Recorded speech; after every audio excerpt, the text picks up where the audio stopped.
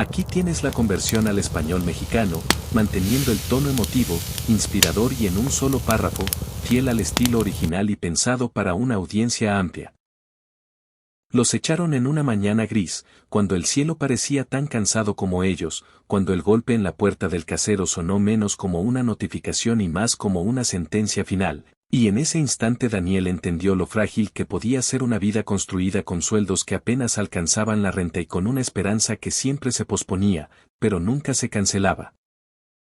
La carta era corta, educada y despiadada, y mientras la doblaba con manos temblorosas, su hija Lily apretaba su mochila y preguntaba con una voz demasiado pequeña para un día tan pesado si todo iba a estar bien, y Daniel sonrió, porque los padres aprenden a sonreír incluso cuando el suelo desaparece bajo sus pies, diciéndole que sí, que claro que sí, porque decir otra cosa se sentía como romper una promesa que aún no había fallado.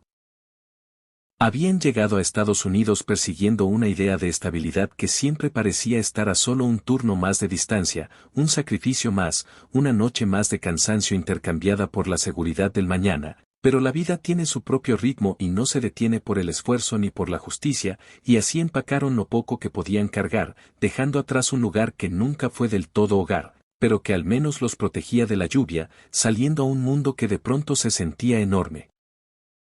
Frío e indiferente a la dignidad silenciosa de quienes hacen todo lo posible.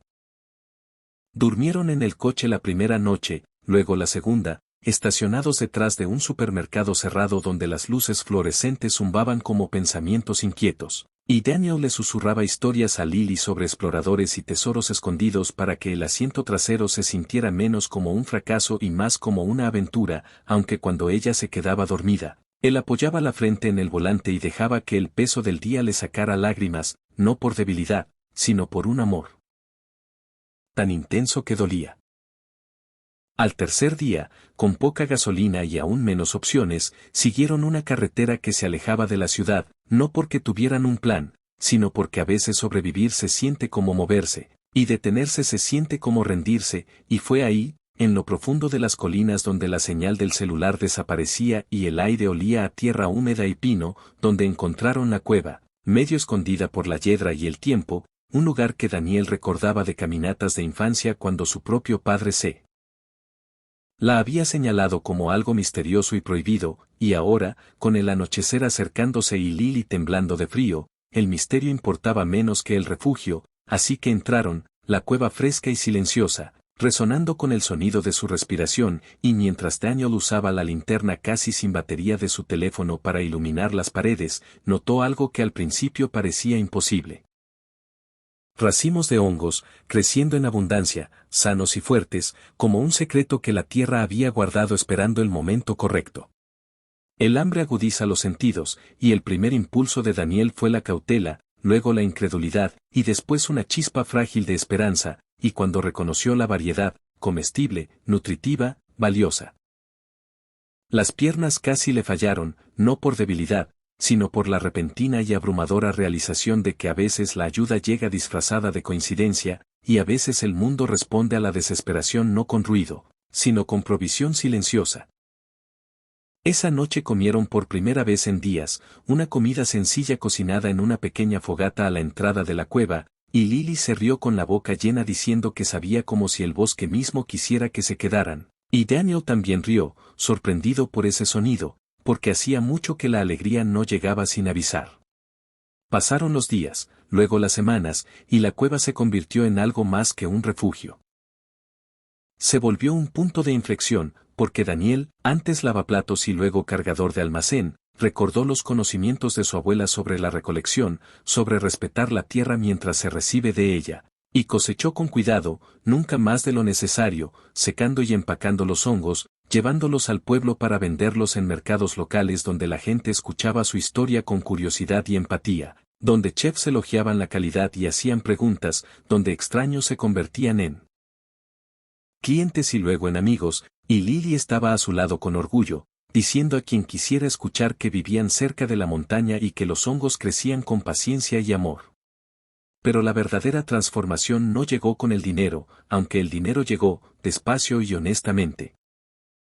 Llegó el día en que Daniel conoció a Rosa, una mujer que hacía voluntariado en un banco de alimentos y que notó los zapatos gastados de Lily y preguntó, con suavidad, si necesitaban ayuda, y Daniel, que había pasado la vida rechazando la caridad por orgullo, finalmente entendió que aceptar bondad no era lo mismo que rendirse, y en ese instante, cuando Rosa se agachó a la altura de Lily y le ofreció un abrigo cálido, algo cambió dentro de él, una comprensión profunda de que sobrevivir no era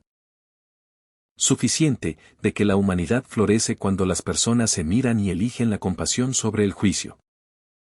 Cuando el invierno se acercó, la cueva se volvió más fría, y Daniel supo que no podían quedarse ahí para siempre, pero la historia ya se había esparcido, no solo sobre los hongos, sino sobre el hombre que los compartía con refugios cuando tenía de sobra, que enseñaba a otros a recolectar de manera responsable, que nunca olvidó lo que se sentía tener hambre. Y cuando un grupo comunitario local conoció su historia, no preguntaron por qué había fracasado, sino cómo podían ayudarlo a salir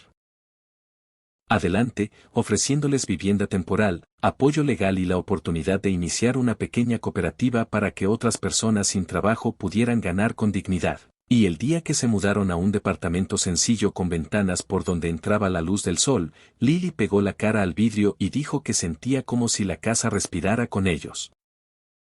El clímax emocional llegó en silencio, como lo hacen la mayoría de los milagros reales, cuando Daniel regresó a la cueva una última vez, no para cosechar, sino para dar las gracias, dejando una nota escrita a mano dentro de un frasco, una promesa de cuidar la tierra que los había cuidado, y mientras estaba ahí de pie, entendió que haber sido expulsados no fue el final de su historia, sino el comienzo de una más profunda, una que le enseñó que la generosidad se multiplica, que la ayuda muchas veces llega de lugares inesperados, y que incluso cuando la sociedad empuja a las personas hacia los márgenes, el espíritu humano siempre encuentra una forma de hallar luz en la oscuridad. Años después, Daniel contaría su historia a otros que estaban justo donde él alguna vez estuvo, llenos de miedo e incertidumbre, y les diría que la esperanza no es algo que se espera sentado, sino algo hacia lo que se camina, incluso cuando el camino no es claro, y Lily, ya grande y segura de sí misma, sonreiría a su lado, prueba viviente de que cuando la perseverancia se encuentra con la bondad, incluso una cueva llena de hongos puede convertirse en los cimientos de una vida reconstruida.